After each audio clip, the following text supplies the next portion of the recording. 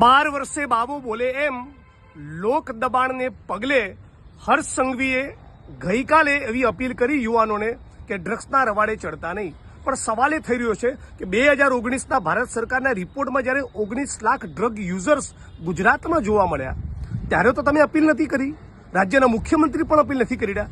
અચાનક તમને કેમ મન થયું ગુજરાતની વર્તમાન પેઢીને અપીલ કરવાનું? આટલા વર્ષો સુધી તમે શું કર્યું? તમને બ્રહ્મ જ્ઞાન છે હમણાં પ્રાપ્ત થયું? બીજી મહત્વની વસ્તુ કે લોકોને તો તમે અપીલ કરી, બહુ સારી વાત છે, પણ સવાલ એ છે કે ગુજરાતમાં દરિયાકાંઠે અદાણીના પોર્ટ ઉપર કે કોઈ પણ ખૂણેથી ડ્રગ્સ આવશે જ નહીં।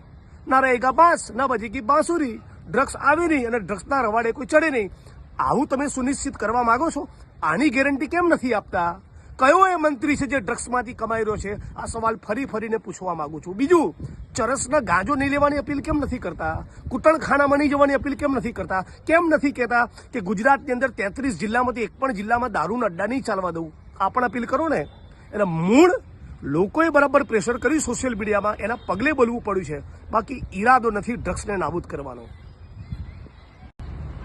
12 વર્ષે બાબો બોલે એમ લોક દબાણને પગલે હર્ષ સંઘવીએ ગઈકાલે એવી અપીલ કરી યુવાનોને કે ડ્રગ્સ